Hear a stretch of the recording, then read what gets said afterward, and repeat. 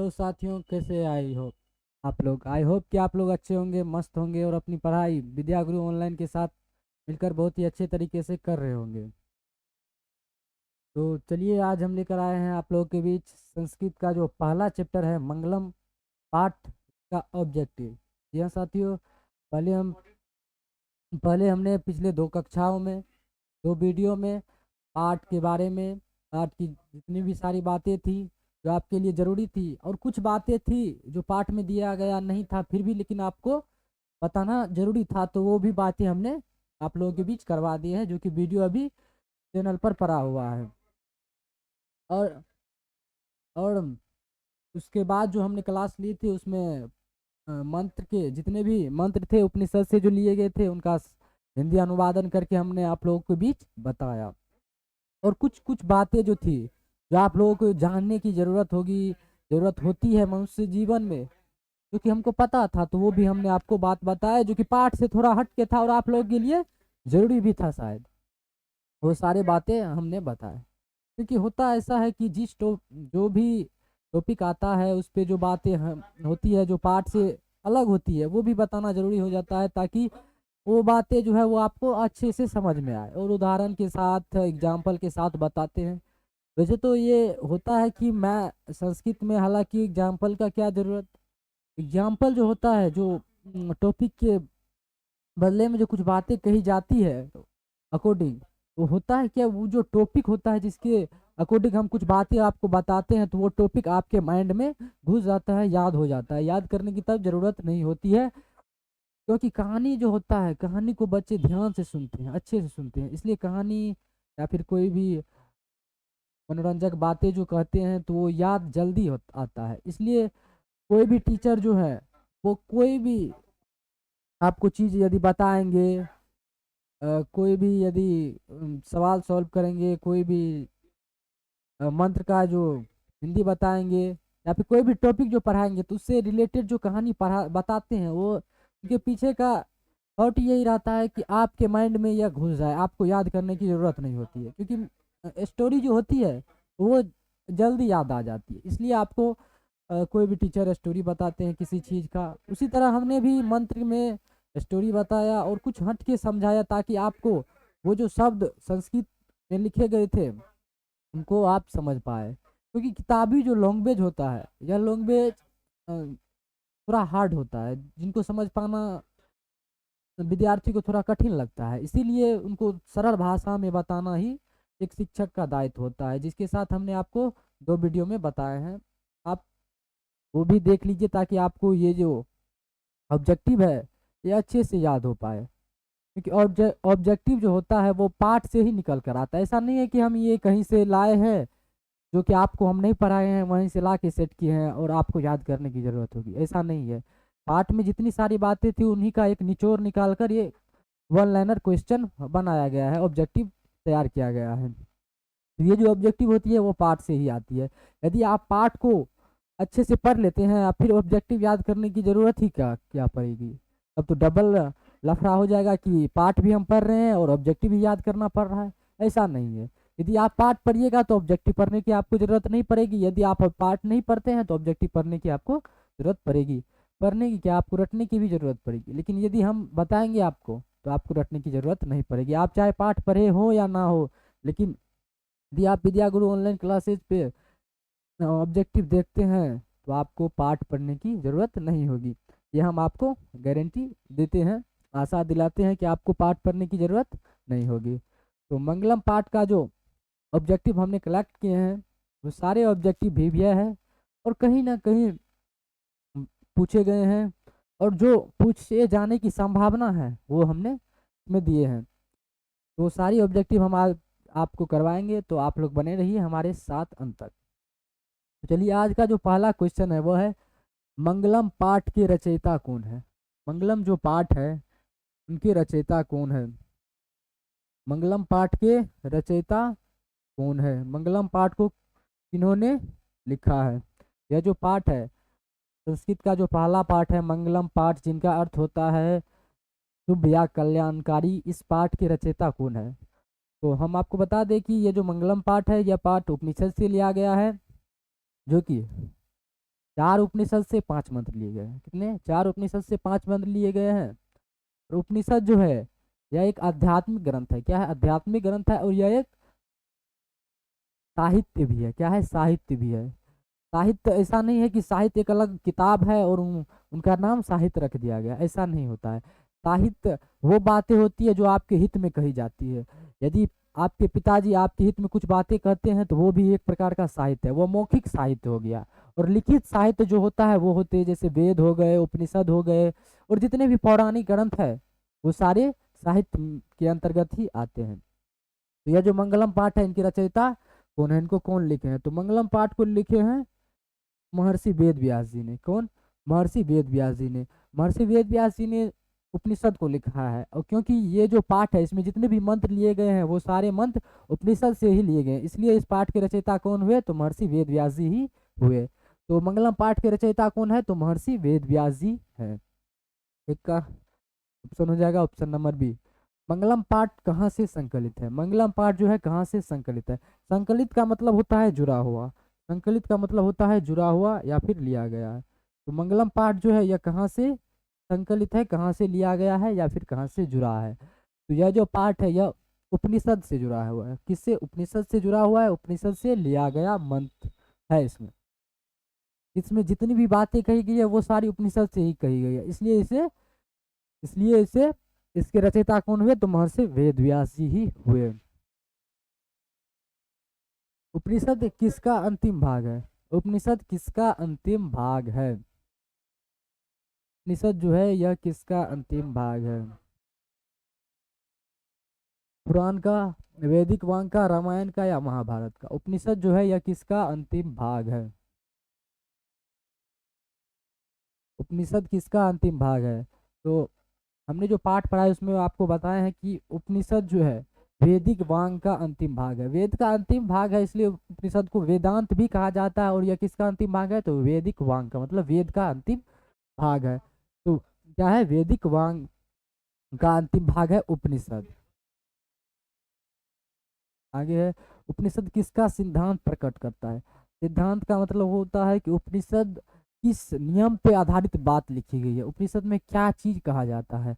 यदि आप साइंस में की कोचिंग पे जाते होंगे तो वहाँ पे साइंस आधारित बातें कही जाएगी। साइंस के सिद्धांत को लेकर आपको पढ़ना होगा। यदि आप हिंदी पढ़ते हैं तो वहाँ पे हिंदी के सिद्धांत को लेकर आपको पढ़ना पड़ेगा।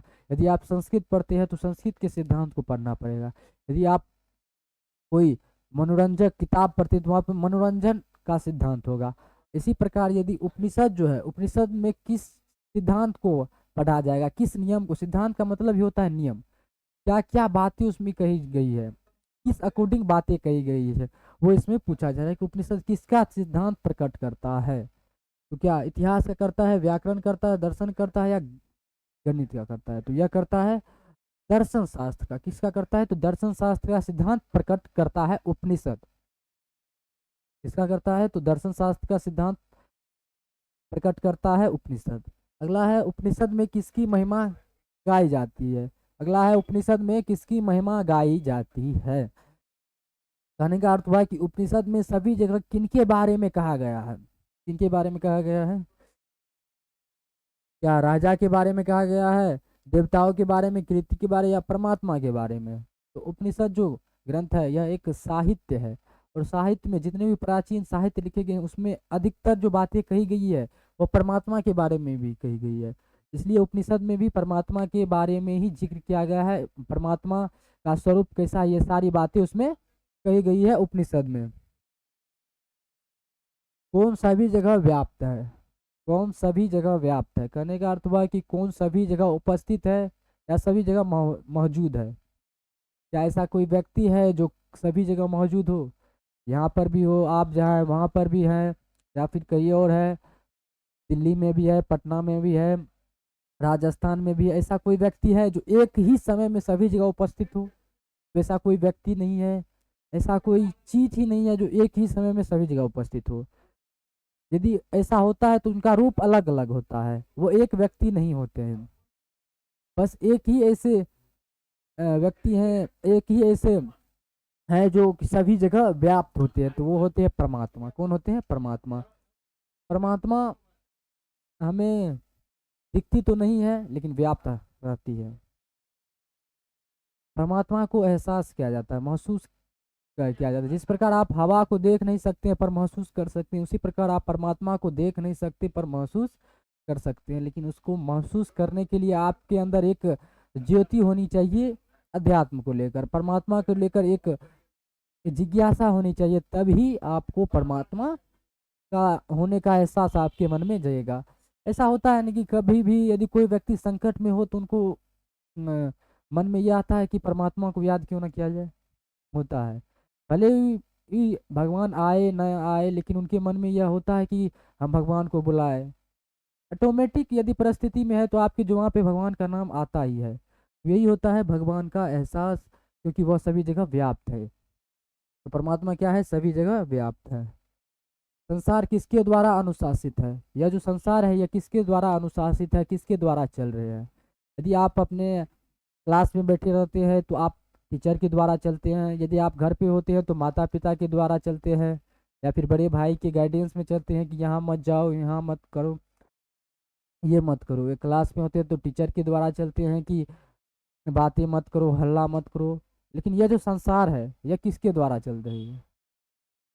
कोई भी जो चीज़, कोई भी चीज़ जो धरती पर चल रही है किसी न किसी के अधीन जरूर है, किसी न किसी के अकॉर्डिंग जरूर ही चल रहा है।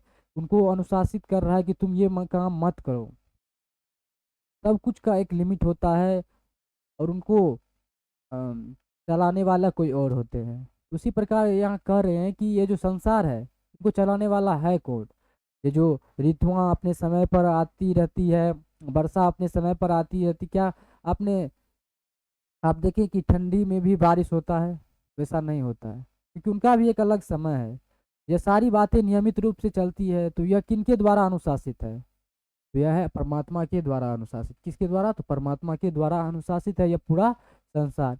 ये जो पत्ते अपने समय पर झड़ जाते हैं, ये जो फूल में कलियां अपने समय पर आ जाती है, सारे चीज परमात्मा के द्वारा ही अनुशासित है। एक फूल होता है जो कि अपने समय 10 बजे उनका टाइम ही होता है कि वह 10 बजेगा और वह खूब फूल खिल जाएंगे, तो उनको पता कैसे चलता है कि अब 10 बज गया है और हमको खिलना जरूरी है। वह परमात्मा के अकॉर्डिंग ही ये सारी बातें चलती है। सभी तपस्वी का परम लक्ष्य क्या होता है, सभी तपस्वी का परम लक्ष्य क्या होता है। जिस प्रकार आप जैसे स्टूडेंट का परम लक्ष्य होगा कि हम लोग 10th में अच्छे से अच्छे मार्क्स कैसे लाए, यही आप लोग का परम लक्ष्य होगा कि किस प्रकार हम पढ़े कि 10th में अच्छे से अच्छे मार्क्स आए। तो और हम लोग का जो परम लक्ष्य है कि हम लोग किस प्रकार आप लोगों को पढ़ाए कि आप लोग का अच्छा मार्क आए, ये हम लोग का एक लक्ष्य है। क्या है, लक्ष्य है। उसी प्रकार तपस्वी का भी लक्ष्य क्या होता है। लोग जो तपस्या करते हैं, मूवी वगैरह में जो देखते हैं कि पंडित जी या फिर कोई साधु महात्मा किसी पेड़ के नीचे बैठकर आंख बंद करके और कुछ गुनगुनाते रहते हैं, तो वह क्यों करते हैं, वह एक तपस्या है। वो जो बैठकर आंख बंद के कुछ गुनगुनाते हैं उनको बोलते हैं तपस्या, और जो तपस्या करते हैं वो करते हैं तपस्वी। तो उनका लक्ष्य क्या होता है, क्या वही उनका जीवन है कि हम यही करेंगे, तो कुछ पाने के लिए ना वो ऐसा काम कर रहे हैं, तो उनका लक्ष्य क्या होता है, उनका लक्ष्य होता है परमात्मा को प्राप्त करना। क्या होता है, परमात्मा को प्राप्त करना। सभी तपस्वी का ही परम लक्ष्य होता है कि परमात्मा को प्राप्त करना। क्या लक्ष्य होता है, परमात्मा को प्राप्त करना। मंगलम पाठ में कितने मंत्र हैं, मंगलम पाठ में कितने मंत्र हैं। यह जो मंगलम पाठ आप लोगों को हमने पिछले 2 वीडियो में पढ़ाया है उसमें कितने मंत्र हैं। यहाँ पर उपनिषद की बात नहीं कही जा रही है कि कितने उपनिषद हैं इसमें।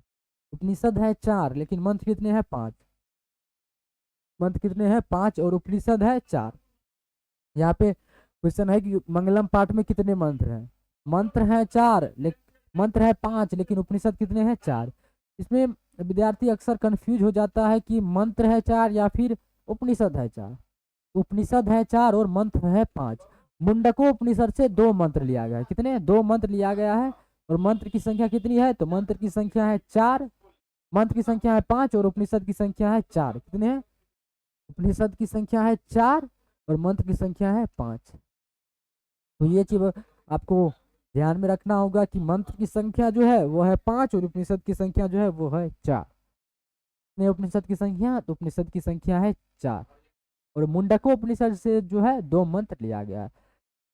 अभी तक तो हालांकि ये क्वेश्चन नहीं पूछा गया है कि मुंडको उपनिषद से कितने मंत्र लिए गए हैं, तो ये पूछा जाएगा तो आपका जवाब होना चाहिए दो। कितने? दो। मुंडको उपनिषद से ही दो मंत्र लिए गए हैं, बाकी जितने भी ईशावास्यु है, श्वेताश्वर है, कंठो है, तो इनसे एक एक मंत्र लिया गया है, लेकिन मुंडको उपनिषद से दो मंत्र लिए गए हैं। मंगलम पाठ में कितने उपनिषद से मंत्र लिए गए? अभी पिछली बार, पिछली जो क्वेश्चन था तो वो था कि मंगलम पाठ में कितने मंत्र हैं, और यह जो क्वेश्चन है तो यह बोल रहे हैं मंगलम पाठ में जो मंत्र है वह यह कितने उपनिषद से लिया गया है। तो यह लिया गया है चार उपनिषद से। कितने उपनिषद से? चार उपनिषद से पांच मंत्र लिया गया है। चार उपनिषद से पांच मंत्र लिया गया है मंगलम पाठ में। मंगलम पाठ में मंत्र किस रूप में है? मंगलम पाठ में जो ये मंत्र है ये किस रूप में है? क्या व्यंग्यात्मक रूप में है, गद्यात्मक रूप में है, नाटक के रूप में है, या संवादात्मक रूप में है? क्या इसमें बातों के द्वारा यह पाठ रचा गया है? तो ऐसा नहीं है। क्या यह बात नाटक के द्वारा रचा गया है? तो ऐसा भी नहीं है। क्या इस बात में मनोरंजन मिलता है, या कहानी के द्वारा यह बात कही गई है पाठ? तो ऐसा भी नहीं है। तो यह जो पाठ है, यह पाठ पद्यात्मक रूप में कहे गए। किस रूप में? तो पद्यात्मक रूप में। यदि आप इस पाठ को पढ़ेंगे तो ऊपर में ही लिखा गया रहता है कि यह जो पाठ है यह पद्यात्मक रूप में लिया गया पाठ है। किस रूप में है? तो पद्यात्मक रूप में यह पाठ लिया गया है। अगला है हिरण्मयन पात्रेण मंत्र किस उपनिषद से लिया गया है? हिरण्मयन पात्रेण असत्यस्य अपहितम मुखम कुसन्न पावृणु सत्य धर्माय दृष्ट है। इस मंत्र का पूरा संस्कृत हुआ हिरण्मयेन पात्रेण सत्यस्य अपहितम मुखम पूषन्न पावृणु सत्य धर्माय दृष्ट है। कहने का मतलब हुआ कि सोने के पात्र से सत्य का मुख ढका हुआ। अपहितम का मतलब होता है ढका हुआ, तो सोने के पात्र से सत्य का मुख ढका हुआ है। हे परमात्मा, तुम इस सत्य धर्म की प्राप्ति के लिए इस सोने के पात्र को हटा दो। क्या कर दो? हटा दो। तो हिरण्मयन पात्रेण जो मंत्र है यह किस उपनिषद से लिया गया मंत्र है? आपको मैंने बताया है कि इसमें चार उपनिषद से पांच मंत्र लिए गए हैं। कितने? तो चार उपनिषद से पांच मंत्र लिए गए हैं। इसमें मुंडको उपनिषद से दो मंत्र लिया गया है, बाकी जितने भी तीन उपनिषद है उनसे एक एक मंत्र लिया गया है, लेकिन चार उपनिषद से पांच मंत्र लिए गए हैं। तो यह जो हिरण्मयन पात्रेण मंत्र है यह किस उपनिषद से लिया गया है? मैं आपको बता दूं कि यह जो मंत्र है यह पाठ का पहला मंत्र है। पाठ जब स्टार्ट होता है तो उसमें पहला जो ऊपर में ही मंत्र लिखा गया है वो ये मंत्र है, जो कि पाठ का पहला मंत्र है। और यह मंत्र किस उपनिषद से लिया गया है? तो यह मंत्र लिया गया है ईशावास्य उपनिषद से। किस उपनिषद से? ईशावास्य उपनिषद से। पहला जो मंत्र है यह ईशावास्य उपनिषद से लिया गया है, और दूसरा जो मंत्र है यह कंठोपनिषद से लिया गया है, और तीसरा और चौथा दोनों जो मंत्र है यह मुंडको उपनिषद से लिया गया है, बल्कि पांचवा जो मंत्र है यह श्वेताश्वर उपनिषद से लिया गया मंत्र है। तो यह जो मंत्र है हिरण्मयन पात्रेण, यह मंत्र लिया गया है ईशावास्य उपनिषद से। मंगलम पाठ का प्रथम मंत्र किस उपनिषद से लिया गया? मंगलम पाठ का जो प्रथम मंत्र है यह किस उपनिषद से लिया गया है? तो मंगलम पाठ का प्रथम मंत्र जो है वह लिया गया है ईशावास्य उपनिषद से, जो कि है हिरण्मयन पात्रेण सत्यस्य अपहितम मुखम पूषन्न पावृणु सत्य धर्माय दृष्ट। ईशावास्य उपनिषद से किस मंत्र की चर्चा की गई है? ये हमने जितने भी एंगल से तरीका से क्वेश्चन आपको बोर्ड्स में पूछे जाएंगे वो सारे तरीका हम यहाँ पर आपको बता देंगे, क्योंकि देखिए हम आपको ये ऑब्जेक्टिव इसलिए पढ़ा रहे हैं कि आप पाठ की जितनी भी बातें होंगी वो आपको अच्छी तरह से याद हो जाएगी। इसलिए हम पाठ की जितनी भी निचोड़ है वो सारे हम ऑब्जेक्टिव में यहाँ पर आप लोगों के बीच लाए हैं। तो इसलिए जितने भी एंगल से जितने भी तरीके से पार्ट क्वेश्चन पूछ सकता है वो सारे तरीके हम आप लोगों के बीच लेकर आए हैं, और आगे भी आते रहेंगे। बस आप हमारे साथ बने रहिए अंत तक। ईशावास्य उपनिषद में किसकी चर्चा की गई है? धर्म की, सत्य की, कर्म की, या ज्ञान की? ईशावास्य उपनिषद से जो मंत्र लिया गया है हिरण्मयन पात्रेण सत्यस्य अपहितम मुखम, यह जो मंत्र है इसमें किस चीज की चर्चा की गई है? किनके बारे में इसमें कहा गया है? तो इसमें जो कहा गया है वो कहा गया है सत्य के धर्म के बारे में। सत्य की बारे में। किसके बारे में? सत्य के बारे में। इसमें कहा गया है सत्य का मुख जो है यह सोने के पात्र से ढका हुआ है, और हे परमात्मा तुम सत्य धर्म की प्राप्ति के लिए इस सोने के पात्र को हटा दो। तो इसमें किस चीज के बारे में कहा गया है? तो सत्य के बारे में कहा गया है ईशावास्य उपनिषद में। आगे है हिरण्मयन पात्रेण से किसका मुख ढका हुआ है? हिरण्मयन पात्रेण से किसका मुख ढका हुआ है? हिरण्मयन पात्रेण से किसका मुख ढका हुआ? हिरण्मयन पात्रेण जो यह संस्कृत का जो शब्द है, इसका हिंदी होता है स्वर्णमय पात्र, मतलब सोने का पात्र। हिरण्मयन पात्रेण का मतलब होता है सोने का पात्र। और यहाँ जो सोने का पात्र से जो मतलब है वो है दुनिया की मोह माया, संसारिक मोह माया। यहाँ जो सोने के पात्र को लिया गया है वह संसारिक मोह माया के को लिया गया है। तो कहने का मतलब हुआ ये जो सत्य का मुख है वो संसारिक मोह माया से ढका हुआ है, लेकिन इनका जो हिंदी अनुवाद होगा वो होगा सोने के पात्र से। तो हिरण्मयन पात्रेण से किसका मुख ढका हुआ है? तो सत्य का मुख ढका हुआ है। किसका मुख ढका हुआ है? और सत्य का मुख ढका हुआ है। और हम परमात्मा को यह बात कह रहे हैं कि परमात्मा आप इस सत्य धर्म की प्राप्ति के लिए सोने के पात्र जैसा आवरण को हटा दे, ताकि हम लोग भी सत्य को जान सके। कभी कभी ऐसा होता है कि नाटक जो होता है, पर्दे जो लगे होते हैं, तो जिज्ञासा मन में जगता है कि पर्दे के उस साइड क्या होता है। उसी प्रकार हमको भी जिज्ञासा जग रहा है कि आप यदि सत्य धर्म के जो ये सोने का पर्दा है उनको यदि हटाएंगे तब न हम सत्य को देख पाएंगे, सत्य का स्वरूप को पहचान पाएंगे। क्या आप नाटक के आगे पर्दा गिरा हुआ है, उस साइड नाटक चल रहा है और आप इस साइड से पूरी बातें देख लेते हैं? ऐसा नहीं होता। तो नाटक को देखने के लिए पर्दा हटाना बहुत ही जरूरी होता है। उसी प्रकार सत्य धर्म को जानने के लिए ये जो सोने का पर्दा है उनको हटाना जरूरी है। इसीलिए हम भगवान को क्या कर रहे हैं, इस सत्य धर्म जैसे पर्दा को आप अति सोने जैसे पर्दा को आप हटा दे, ताकि हम लोग भी सत्य को जान सके। अगला है, सत्य की प्राप्ति के लिए किसे हटा देना चाहिए? सत्य की प्राप्ति के लिए किसे हटा देना चाहिए? मंगलम पाठ में जो यह बात कही गई है कि सत्य धर्म की प्राप्ति के लिए जो आवरण को हटा देना चाहिए, वह किस आवरण की बात कर रही है? कौन ऐसा आवरण है जिनको हटा देने के बाद आप सत्य धर्म को जान सकिएगा? क्या वह चांदी के पात्र से ढका हुआ है, सोने के पात्र से, तो लोहे के पात्र से, या मिट्टी के पात्र से? तो हिरण्मयन पात्रेण जो होता है उनका हिंदी होता है सोने के पात्र। कौन सा? तो सोने के पात्र। तो सत्य धर्म की प्राप्ति के लिए किनको हटा देना चाहिए? तो सोने के पात्र को हटा देना चाहिए। अनोरनियान मंत्र किस उपनिषद से लिया गया? अनोरनियान महतो महियान कहने का अर्थ हुआ है कि अणु से भी छोटा और महान से भी महान। अणु से भी छोटा और महान से भी महान क्या है? अणु से भी छोटा और महान से भी महान, और यह शरीर रूपी हृदय में स्थित है। क्या है? वो है आत्मा।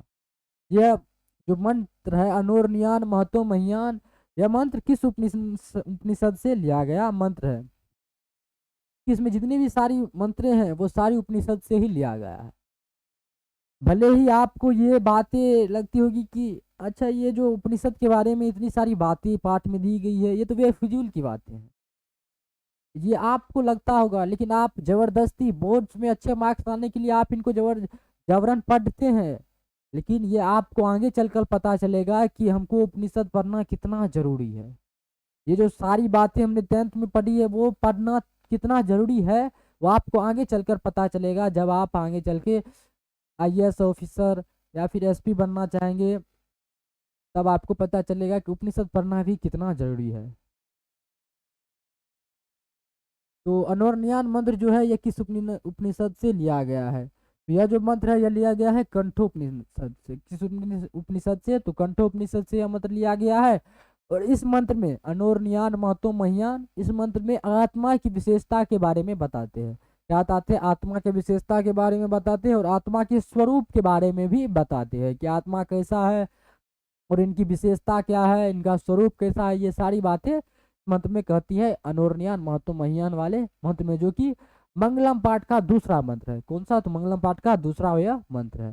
कंठोपनिषद में किसकी चर्चा की गई है? आपको डायरेक्ट ये नहीं पूछ रहे हैं कि अनोरनियान महतो महियान वाले मंत्र में किसकी चर्चा की गई है, तो इसमें पूछ रहे हैं कंठोपनिषद में किसकी चर्चा की गई है। तो आपको इसमें पहले ये सोचना होगा कि कंठोपनिषद आखिरकार इसमें मंत्र कौन सा लिया गया है। के बाद आप वो जब मंत्र याद आ जाएगा तो सोचना पड़ेगा कि फिर ये तो मंत्र जो है तो इसका हिंदी अनुवाद क्या है। तो ये सारी बात आपको सोचने के बाद निष्कर्ष निकलेगा कि अरे इसमें तो आत्मा के बारे में कहा गया। किसके बारे में? आत्मा के बारे में कहा गया है। क्योंकि कंठोपनिषद में जो कहा गया है इसमें आत्मा को ही, आत्मा पे ही विशेष बल दिया गया है कि आत्मा जो है यह छोटा से छोटा है और महान से महान है। किसके बारे में कहा गया है? यह कहा गया है आत्मा के बारे में। आत्मा की विशेषता यह बतलाते हैं किसमें? तो कंठोपनिषद में। अगला है सूक्ष्म से सूक्ष्म क्या है? सूक्ष्म से सूक्ष्म क्या है मतलब छोटा से छोटा क्या है? सूक्ष्म का हिंदी होता है छोटा, इतना छोटा कि जिसे आप देख भी नहीं सकते। इस प्रकार सूक्ष्म जीव मतलब बहुत छोटा छोटा जीव जिसको देखने के लिए माइक्रोस्कोप की जरूरत होती है। उसी प्रकार यहाँ पे सूक्ष्म से सूक्ष्म मतलब छोटा से छोटा, छोटा से छोटा क्या है? सूक्ष्म से सूक्ष्म मतलब छोटा से छोटा क्या है? क्या यह अणु है, परमाणु है, एटम है, मॉलिक्यूल्स है? ऐसा नहीं है। या जो उनसे भी छोटा, एटम मॉलिक्यूल से भी जो छोटा है वह क्या है? तो वो है आत्मा। क्या है? आत्मा। कहा जाता है कि जब कोई व्यक्ति मरते हैं तो उनके शरीर से आत्मा बाहर निकल जाते हैं। तो क्या वहां पर बैठे जब भी कोई मरते हैं तो वहां पे सारे लोग बैठे होते हैं, क्या उनको पता चलता है कि इनके आंख से आत्मा निकली है, मुंह से निकली है, नाक से निकली है या फिर कान से निकली है? क्या वो व्यक्ति देख पाते हैं कि आत्मा निकल रहा है इनके शरीर से? नहीं देख पाते हैं, क्योंकि आत्मा छोटा ही इतना छोटा होती है कि उनको देख पाना ही पॉसिबल नहीं है। इसलिए क्या कहा गया है? सूक्ष्म से सूक्ष्म मतलब छोटा से भी छोटा मतलब बहुत छोटा क्या है? तो वह है आत्मा। आगे है महान से महान क्या है? महान से महान क्या है? एक थे गांधी जी जो महान थे, लेकिन महान से भी महान कौन है? गांधी जी जो थे वो एक ही महान थे, वो महान से महान नहीं थे बल्कि महान थे, एक ही महान थे। लेकिन यहाँ पे डबल महान है, महान से भी महान। कहने का अर्थ हुआ इतना महान है कि इनकी विशेषता आप बता नहीं सकते हैं कि यह कितना महान। तो यह क्या है? महान से भी महान है। तो ऐसा कौन सा चीज है जो महान से महान है? और तो वो क्या है? तो महान से महान जो है वो है आत्मा। क्या है? आत्मा। संसार में ऐसा कोई भी व्यक्ति नहीं है जो महान से भी महान हो। महान व्यक्ति है लेकिन महान से महान नहीं है। तो महान से महान होने के लिए क्या होना, क्या चीज जरूरी है? तो वह है आत्मा। आत्मा ही ऐसा है जो महान से भी महान है, लेकिन महान महान जो है वो व्यक्ति होते हैं, लेकिन महान से महान कौन है? तो वह है आत्मा। सत्यमेव जयते नानृतम सत्येन पंथा विततो देवयान। ये जो मंत्र है सत्यमेव जयते नानृतम सत्येन पंथा विततो देवयानम, यह मंत्र किस उपनिषद से लिया गया? यह जो मंत्र है यह है मंगलम पाठ का तीसरा मंत्र। कौन सा मंत्र? तो मंगलम पाठ का तीसरा मंत्र, जिसमें आपको कहा जाता है कि सत्य ही जीतता है। क्या? सत्य ही जीतता है। जरा गौर से सुनिएगा कि सत्य ही जीतता है। कहा जाता है कि जीतने के लिए बल होना जरूरी है, रुपया होना जरूरी है, धन होना जरूरी है, लेकिन यहाँ पे तो वो सारी बातें को साइड में रख कर कहा जा रहा है कि सत्य ही जीतता है। आखिर इनका राज क्या है? क्या यह सही बोल रहे हैं? उपनिषद में जो यह बात कही गई है कि सत्य ही जीतता है, क्या यह सही है कि झूठ है? यदि आपको यह बात जानने की जरूरत है तो आपको सत्य का साथ लेना पड़ेगा। कहा जाता है कि यदि आपको नदी की गहराई जाननी है कि कितनी है तो नदी में कूदना पड़ता है, उसी प्रकार आपको सत्य के बारे में जानने के लिए सत्य का अनुसरण करना होगा। इसलिए कहते हैं सत्यमेव जयते नानृतम मंत्र किस उपनिषद से लिया गया है? तो यह जो मंत्र है यह मुंडको उपनिषद से लिया गया है और इसमें भी सत्य के बारे में बताया जाता है। जरा एक बार आप याद करने की कोशिश करिए कि हमने जब शुरू में बताए थे कि मंगलम पाठ का जो पहला मंत्र है यह ईशावास्य उपनिषद से लिया गया है, और उसमें भी ईशावास्य उपनिषद में भी सत्य के बारे में ही बताया जा रहा था और इसमें भी सत्य के बारे में बताया जा रहा था। मुंडकों में भी सत्य के बारे में बताया गया है और ईशावास्यों में भी सत्य के बारे में ही बताया गया है। लेकिन उसमें यह कहा गया था कि सत्य का मुख किसी आवरण से ढका है, लेकिन इसमें यह कर रहे हैं कि सत्य बहुत बलशाली है और यह सत्य हमेशा जीतता है, असत्य नहीं जीतता है। तो ये कह कौन जीतता है? कौन जीतता है?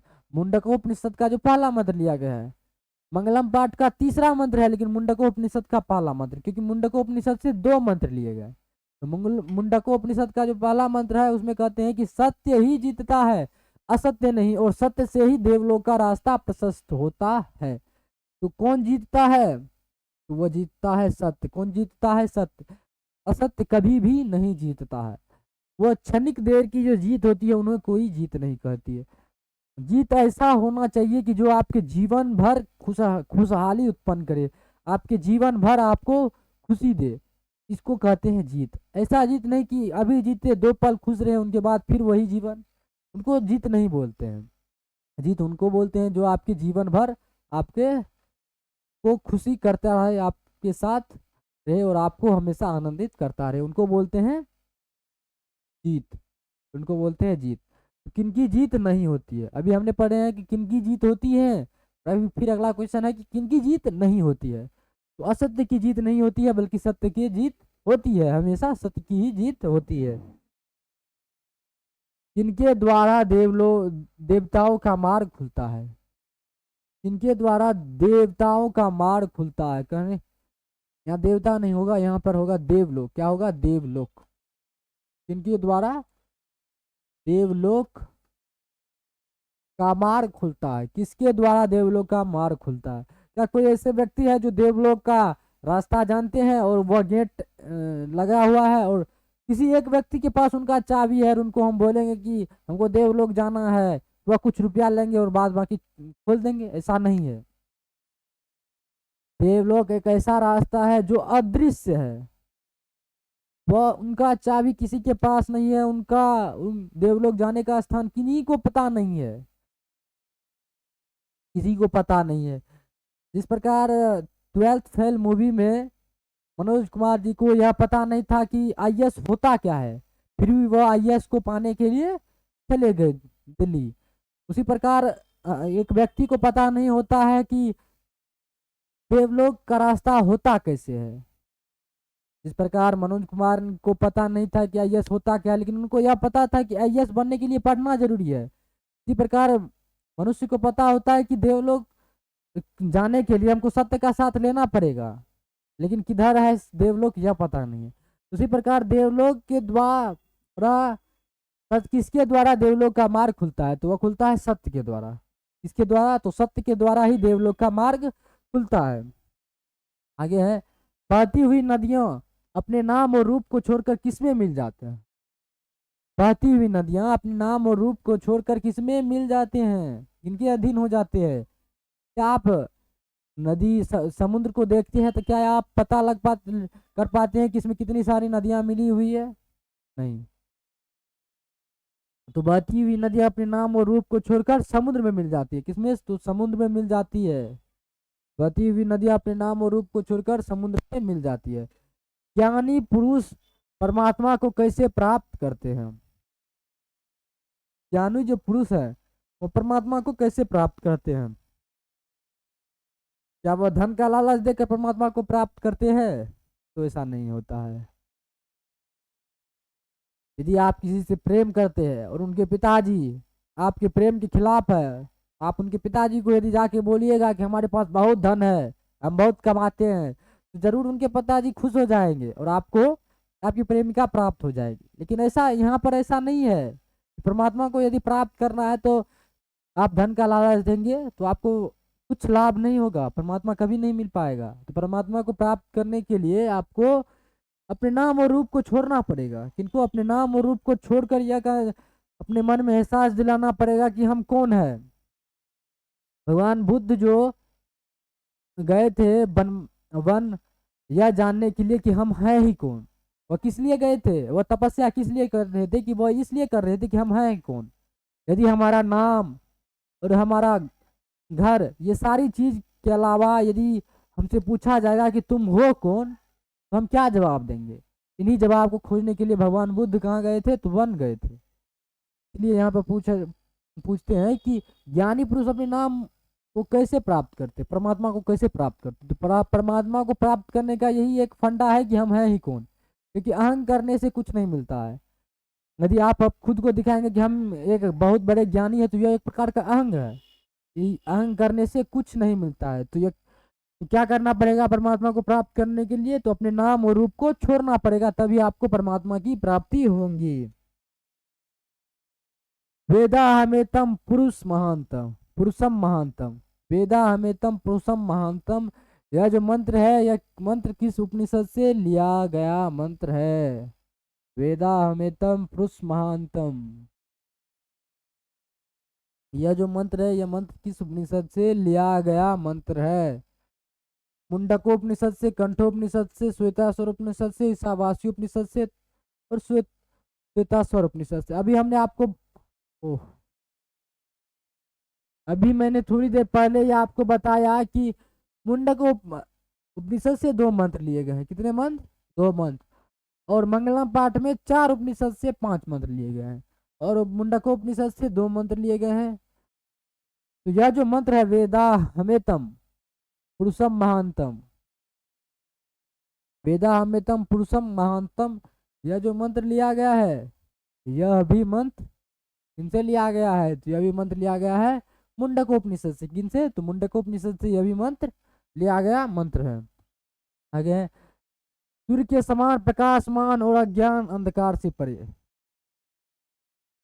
सूर्य के समान प्रकाशमान और अज्ञान अंधकार से परे।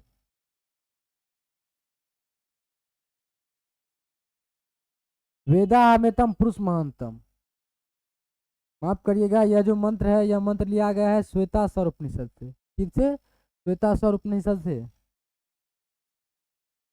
यह जो मंत्र है वेदाहमेतम मंत्र, यह मंत्र लिया गया है श्वेताश्वर उपनिषद से।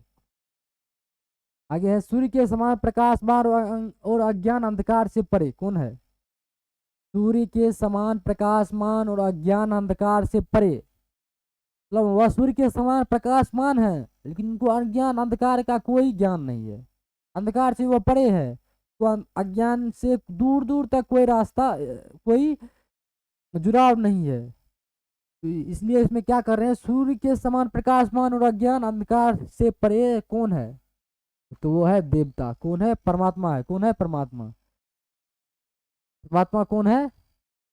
सूर्य के समान प्रकाशमान है और अंधकार से परे है। अंधकार उनके मन में कहीं नहीं है, अंधकार दूर दूर तक दिखाई नहीं देता है। अंधकार का मतलब क्या हुआ यहाँ पर? अज्ञान। क्या हुआ? अज्ञान। किसको जानकर मनुष्य पृथ्वी के चक्र से मुक्त होते हैं? किनको जानकर मनुष्य पृथ्वी के चक्र से मुक्त होते हैं? पृथ्वी का चक्र कहने का मतलब हुआ कि जन्म लेना और मृत्यु को पाना, यही है पृथ्वी का चक्र। मृत्यु को पाना ही पृथ्वी का चक्र है। इनको जानकर मनुष्य पृथ्वी के चक्र से मुक्त होते हैं या फिर मृत्यु के चक्र से मुक्त होते हैं। तो जो व्यक्ति परमात्मा को जान लेंगे उनको मरने का कोई भय ही नहीं रह जाता, क्योंकि परमात्मा को जानने का मतलब हुआ कि आप अपने जीते जी जीवन में वो सारी चीज आप हासिल कर लिए जो आपको हासिल करने की आवश्यकता थी। केवल और केवल परमात्मा को प्राप्त करने के बाद आपको ऐसा एहसास होगा। जिस प्रकार एक मनुष्य का, एक जो व्यक्ति पढ़ रहे हैं अभी स्टडी के पीरियड में है, तो उनका परम लक्ष्य क्या होता है? एक अच्छा सा जॉब पा लेना, जिसमें वो जो जॉब पाना चाहते हैं उनके बाद उनकी कोई इच्छा नहीं रह जाती है। उनकी सारी भाग दौड़ सारी खत्म हो जाती है। दौड़ की कोचिंग, दौड़ की लाइब्रेरी, ये सारी भाग दौड़ खत्म हो जाएगी केवल और केवल किनको प्राप्त करने से? एक अच्छी नौकरी को प्राप्त करने से। उसी प्रकार यहाँ पर कर रहे हैं कि किनको प्राप्त करने से आपको जीवन का जो यह चक्र है, दुख सुख, ये जितनी मोह मायाएं हैं, कभी मृत्यु का डर, कभी पैर में दर्द, ये सारी जो दुख है वो किनको आप प्राप्त करेंगे तो ये सारी दुख खत्म हो जाएंगे। वह है परमात्मा को प्राप्त करने से। किनको? परमात्मा को प्राप्त करने से। किसको जानकर मनुष्य पृथ्वी के चक्र से मुक्त होते हैं? तो परमात्मा को जानकर ही मनुष्य पृथ्वी के चक्र से मुक्त हो पाते हैं। आगे है सत्य का मंदिर कहाँ है? मंदिर नहीं, सत्य का भंडार। सत्य का भंडार कहाँ है? क्या? सत्य का भंडार कहाँ है? एक होता है सोने का भंडार, जिस झारखंड में जैसे कोयला का खदान है, मतलब कोयला का भंडार है। कहने का अर्थ हुआ कि भंडार का मतलब कि जिस चीज का वो भंडार है वहां पर वो चीज बहुत है। जैसे अनाज का भंडार होता है तो वहां पे अनाज बहुत होते हैं। गेहूं का भंडार होता है तो वहां पे गेहूं बहुत होते हैं। जहाँ पर धान का भंडार होता है वहां पे धान बहुत होते हैं। तो जिस चीज का भंडार होता है वहां पर उन चीज की संख्या बहुत अधिक होती है, बहुत। वहां पे से आप यदि ले कुछ कितनों ले भी लिए तो वहां पर कुछ कमेगा नहीं।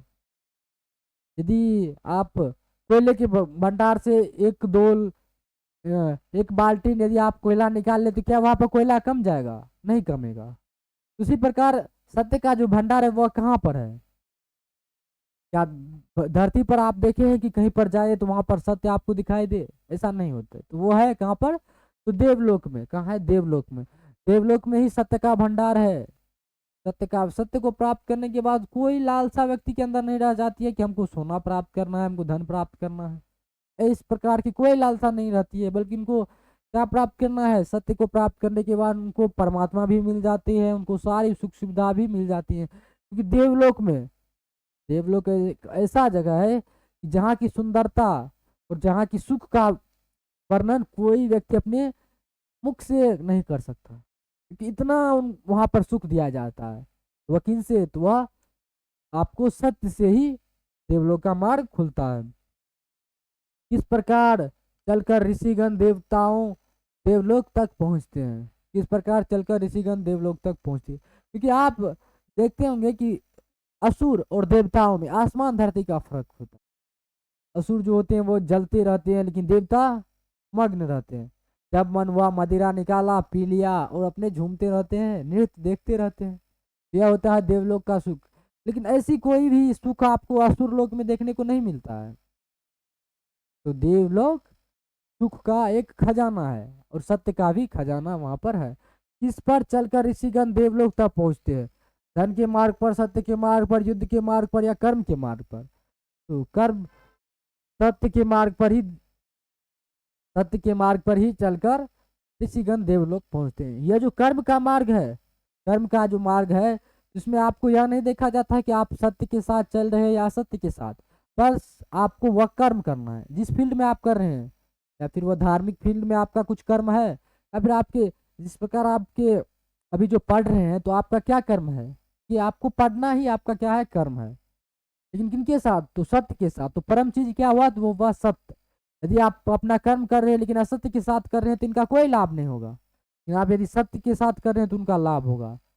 कहने का अर्थ हुआ यदि आप सत्य के मार्ग पर चलिएगा तभी आप देवलोक तक पहुंचेगा। यह ऋषि के लिए ही नहीं है बल्कि सभी व्यक्ति के लिए है कि यदि आप सत्य के मार्ग पर चलिएगा तो आप देवलोक पहुंचिएगा।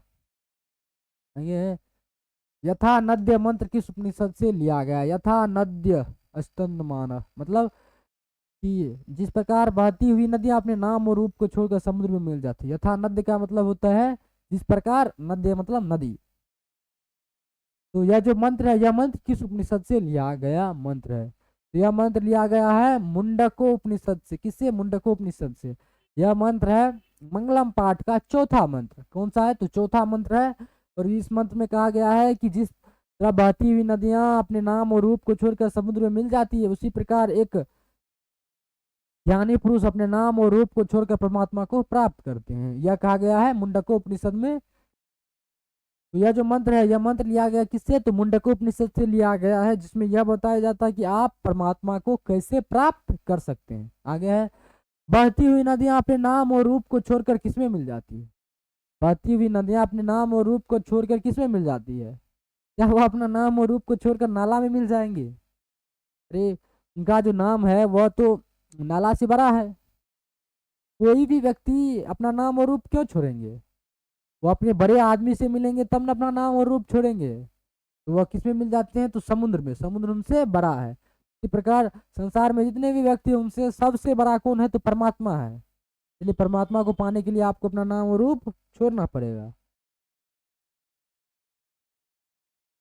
नदियां समुद्र में कैसे मिलती है? नदियां समुद्र में कैसे मिलती है?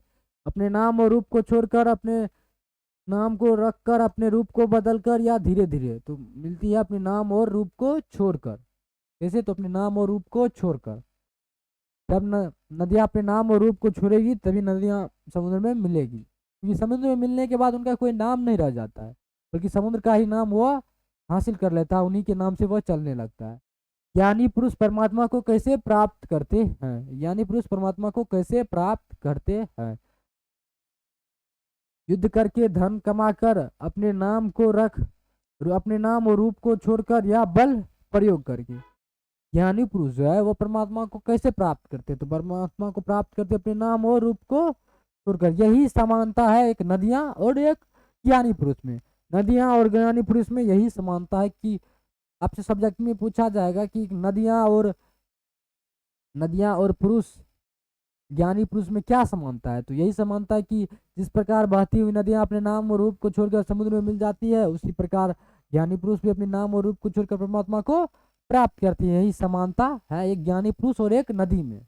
आगे है वेदा हमेतम पुरुष महानतम मंत्र किस उपनिषद से लिया गया है? वेदा हमेतम पुरुष महानतम, यह जो मंत्र है यह मंत्र किस उपनिषद से लिया गया मंत्र है?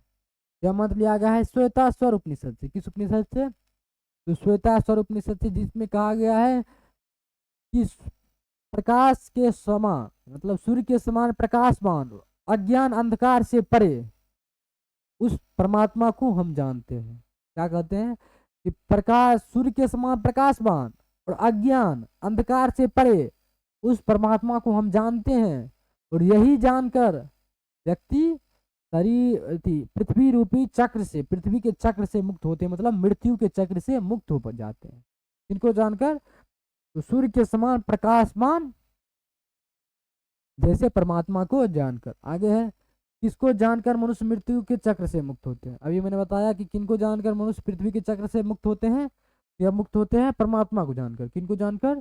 तो परमात्मा को जानकर मनुष्य पृथ्वी के चक्र से मुक्त होते हैं, क्योंकि परमात्मा को जानने के बाद आपको कोई भय नहीं रह जाएगा, कोई ऐसा नहीं रह जाएगा कि ये हम करेंगे तो क्या होगा। आप यदि भगवान बुद्ध के बारे में पढ़ेंगे, हालांकि अब तो भगवान बुद्ध की जीवनी 8 क्लास में कंपलसरी कर दी गई है, एक अलग बुक, सेपरेट बुक बना दिया गया है कि जिसमें भगवान बुद्ध की सारी बातें कही गई। यह पढ़ना भी जरूरी है कि भगवान बुद्ध जो थे उन्होंने किन विषयों को लेकर अपना वो एक तपस्वी बनना सोचे। तो वह यह विषय को लेकर कि आखिरकार मनुष्य को इतना कष्ट क्यों भोगना पड़ रहा है जीवन में, क्यों कहा जाता है कि पूरे संसार परमात्मा के द्वारा ही चलती है, तो मनुष्य इतना कष्ट क्यों भोग रहे हैं? क्या परमात्मा ही इनको कष्ट दिला रहे हैं? इन्हीं सारी बातों को लेकर वह सोचे कि क्यों ना इन सभी प्रश्नों का जवाब खोजा जाए, क्योंकि वो उस राजकुमार बनने के दौरान वो बहुत सारे ऋषियों से मिले, उनसे ये सारे प्रश्न किए, लेकिन कोई भी इनके प्रश्न का सही जवाब नहीं दे पाया, इनको संतुष्ट नहीं कर पाया। इसीलिए यह खुद खोजने के लिए निकल पड़े। और जब इनको पता चला कि ये सारे बातें क्यों हो रही है, तो उनके बाद उनको भी एहसास हो गया। उनको उनके सामने जब उनके बाद कोई व्यक्ति जब दुखी होते थे तो उनको पता था कि ये क्यों दुखी हो रहे हैं, उनके मन में ज़्यादा पीड़ा नहीं होती थी। जिस प्रकार वह जब राजकुमार थे तो वह किसी पीड़ित व्यक्ति को, दुखी व्यक्ति को या फिर मृत्यु सब देख लेते थे तो उनको दुख होता था। वो भर दिन सोचते रहते थे, खाना नहीं खाते, बल्कि यह सोचते रहते थे कि उनका इन अकारण मृत्यु क्यों हुआ, इतने पीड़े में लोग क्यों हैं, क्यों रो रहे हैं, यही वो सोचते रहे। लेकिन जब उनको ज्ञान की प्राप्ति हुई, ये सारे सोच उनके मन से निकल गया और ये सारी बात उनके मन से निकल गया, क्योंकि इन सारी बातों का जवाब उनको मिल गया और वह भय मुक्त हो गए। क्या हो गए? भय मुक्त हो गए। इसलिए परमात्मा को प्राप्त करने के बाद सभी लोग भय मुक्त हो जाते हैं। तो इन्हीं सारी बातों को लेकर होती है आज की ऑब्जेक्टिव खत्म। हमने मंगलम पाठ में जितने भी ऑब्जेक्टिव थी, जितना निचोड़ हमको निकल पाया हमने निकाला, इनसे ज़्यादा ऑब्जेक्टिव इनसे नहीं निकल सकता। मंगलम पाठ के जितनी भी ऑब्जेक्टिव थी सारे हमने आपको पढ़वा दिए हैं। और ये जितनी ऑब्जेक्टिव है यदि आपको बोर्ड में देखने को मिलेगा तो इन्हीं 37 में से वो एक ऑब्जेक्टिव होंगे जो आपको पूछे जाएंगे। तो अच्छे से करिए अपनी तैयारी, क्योंकि आपका अब धीरे धीरे समय जाता जा रहा है। और यदि आप विद्या गुरु ऑनलाइन क्लास के साथ जुड़ते हैं तो आप चैनल को सब्सक्राइब करके, वीडियो को लाइक करके और हमको कमेंट करिए कि सर हमको यहाँ पर दिक्कत होती है और हमको यह भी क्लास लेना है। जो भी आपको क्लास लेना है आप हमको कमेंट करके बताइए और वो बात हम आपके बीच बताएंगे कि क्लास कैसे ले सकते हैं और क्यों ले सकते हैं और कहाँ पर जाके आपको क्लास मिलेगी। तो चलिए आज की होती है ऑब्जेक्टिव ख़त्म। तो मिलते हैं अगले ऑब्जेक्टिव अगले क्लास में सब्जेक्टिव को लेकर। तो तब तक के लिए जय हिंद, जय भारत।